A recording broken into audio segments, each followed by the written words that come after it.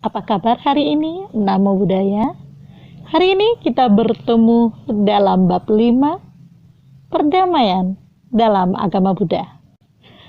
Adapun tujuan daripada pembelajaran hari ini adalah setelah mengikuti serangkaian pembelajaran, peserta didik dapat menunjukkan karakter pemimpin yang damai, menjelaskan pemimpin menurut agama Buddha, dan mendeskripsikan kepemimpinan Buddha. Baiklah, sebelum kita memulai pembelajaran, seperti biasa, marilah kita memejamkan mata dan berdoa terlebih dahulu. Namo Sakyamuni Buddhaya, Namo Sakyamuni Buddhaya, Namo Sakyamuni Buddhaya, Namo Sarva Bodhisattvaya Maha Sattvaya, Namo Kuan Swing Pusaya Maha Welas Asih. Kami beranjali dan bersyukur atas ikatan karma baik kami, sehingga memiliki kesempatan untuk belajar Dharma yang indah pada awalnya, indah pada pertengahannya, dan indah pada akhirnya. Kuan Pusaya Maha Welas Asih. Kami sadar atas sebuah karma kami sendiri. Kami bertekad untuk merubah diri kami ke arah lebih baik, agar berguna bagi orang tua dan lingkungan kami. Lampusa yang penuh dengan prasnya, berkailah kami agar memperoleh kebijaksanaan untuk belajar Dharma hari ini, sehingga kami mampu menjadikan Buddha Dharma sebagai pedoman hidup kami sehari-hari. Semoga kami berbahagia, semoga keluarga kami berbahagia, semoga lingkungan kami berbahagia. Semoga semua makhluk berbahagia. Sadhu, sadhu, sadhu. Anak-anak, kita mulai pembelajaran kita hari ini ya. Kita mulai dengan pembelajaran Hiri dan Ottappa, serta peran Hiri dan Ottappa dalam perdamaian dunia. Apa yang dimaksud dengan Hiri dan Ottappa? Hiri dan Ottappa diartikan malu berbuat jahat dan takut akan akibat perbuatan jahat tersebut. Orang yang memiliki hiri, malu berbuat jahat, beliau tidak akan melakukan perbuatan jahat atau salah. Sedangkan orang yang tidak memiliki hiri akan terus melakukan perbuatan jahatnya. Sedangkan Ottappa adalah orang yang takut akan akibat perbuatan jahatnya. Bagaikan orang yang takut menyentuh api, karena kalau menyentuh api akan terasa sakit. Nah, bagi orang yang tidak memiliki Ottappa akan merasakan akibatnya karena melakukan perbuatan jahat. Jadi, bagi orang yang memiliki hiri dan Ottappa, maka orang tersebut tidak akan melakukan perbuatan jahat. Hiri dan Ottappa sangat penting untuk kita kembangkan dalam diri kita. Mungkin Anda pernah melakukan kesalahan, tapi mari sama-sama kita merubah diri kita menuju ke arah lebih baik. Kita belajar tentang pemimpin yang damai. Siapakah contoh tauladan yang merupakan pemimpin yang damai? Tentu yang pertama adalah kepemimpinan Buddha. Seorang pemimpin yang damai itu tidak dilandasi dengan loba, dosa, moha. Apa itu loba? Yakni keserakahan. Apa itu dosa? Kebencian. Dosa artinya kebencian. Dan apa itu moha? Kebodohan batin. Loba di sini bukan berarti serakah terhadap tamak terhadap uang saja ya, atau materi. Loba di sini bisa serakah untuk menguasai orang lain. Dosa di sini kebencian bukan berarti kebencian yang harus disertai dengan perang yang memakai pistol atau senjata. Namun kebencian di sini artinya tidak damai pada diri sendiri dan berusaha menciptakan kesenjangan dengan orang lain. Kebodohan batin. Apa yang dimaksud dengan kebodohan batin dalam hal ini? Kebodohan batin bukan berarti tidak sekolah.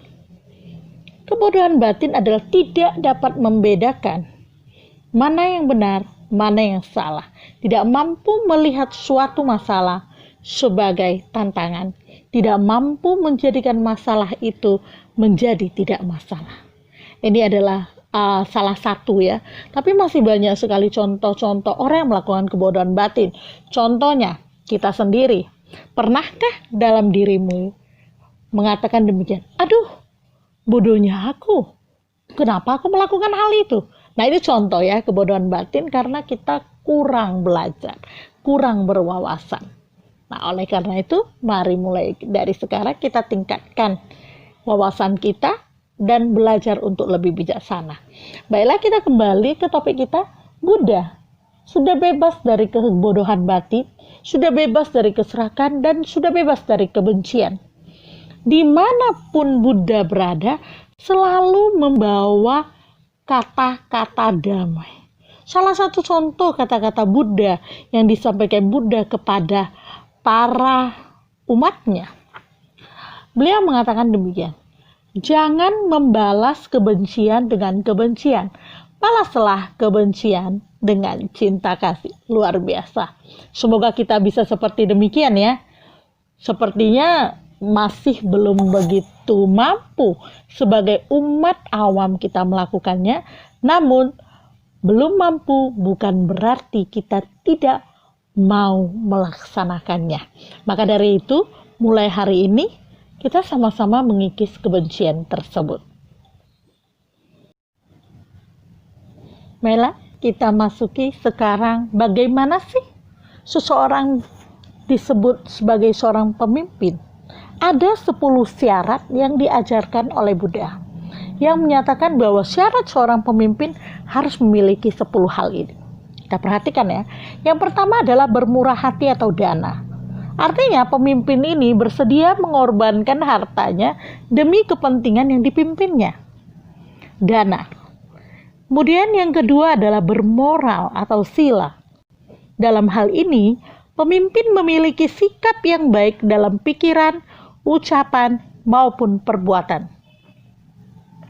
Yang ketiga, seorang pemimpin rela berkorban atau paricaga. Rela mengorbankan kesenangan atau kepentingan pribadi demi kepentingan orang banyak. Jadi, beliau ini mampu mengorbankan apa yang seharusnya dia dapatkan demi kepentingan orang banyak. Tulus hati dan bersih atau ajafa ya. Seorang pemimpin harus memiliki kejujuran, ketulusan sikap maupun pikiran. Ramah, sopan dan santun atau madawa, memiliki sifat ramah, simpatik, menjaga sopan santun melalui pikiran, ucapan, dan perbuatan. Ini harus selaras ya. Jangan mengatakan atau berucap mengatakan baik, ternyata pikiran dan perbuatan itu tidak baik. Oleh karena itu, seorang pemimpin menurut Buddha itu memiliki salah satu syarat, yaitu harus menjaga sopan santun dalam pikiran, ucapan, dan perbuatan. Kemudian yang keenam adalah tapa atau yang kita katakan sebagai sederhana. Membiasakan diri dalam hidup kesederhanaan, tidak berlebih-lebihan dalam kebutuhan hidup. Kemudian seorang pemimpin juga tidak berniat jahat, tidak bermusuhan, dan tidak membenci, atau yang kita sebut dengan akoda. Jadi seorang pemimpin ini memiliki sifat pemaaf dan bersahabat, menjauhi niat jahat, permusuhan, dan kebencian. Kemudian seorang pemimpin juga tidak memiliki kekerasan atau tanpa kekerasan yang kita sebut dengan avihimsa. Tidak menyakiti hati orang lain, memelihara sikap kekeluargaan, senang pada perdamaian, dan menjauhi segala sikap kekerasan dan penghancuran hidup. Jadi seorang pemimpin yang tanpa kekerasan tidak akan menyakiti hati orang lain. Nah, kemudian sabar dan rendah hati atau yang disebut dengan kanti. Seorang pemimpin memiliki kesabaran pada saat mengalami halangan dan sulitan, memiliki kerendahan hati pada saat menghadapi hinaan dan celaan. Nah, kalau seorang pemimpin sejati, beliau tidak akan mudah marah dengan hinaan dan celaan yang diterimanya. Seorang pemimpin tidak menimbulkan pertentangan, awirodana, tidak menentang dan menghalangi kehendak mereka yang dipimpinnya. Nah, ini menjadi sebuah patokan, pedoman bagi kita. Anda semua adalah generasi muda yang suatu saat akan menjadi seorang pemimpin. Mari kita perbaiki diri dan kita jadikan 10 syarat seorang pemimpin dasar Raja Damai ini menjadi pedoman kita. Oleh karena itu, tugas Anda adalah mengetik atau menuliskan dasar Raja Damai dalam sebuah karton atau diketik dengan tulisan yang bagus dan kumpulkan kepada saya. Waktu pengumpulannya adalah minggu depan. Saya akan kabarkan di dalam Google Classroom nantinya. Baiklah, kita telah tiba di penghujung daripada pembelajaran hari ini. Mari kita tutup pembelajaran hari ini dengan doa. Karya tahu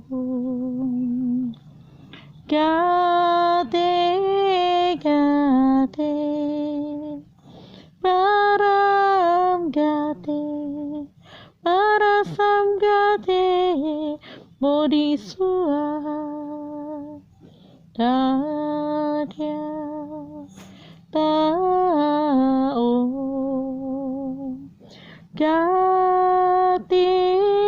gate baram gate barasam gate bodhisua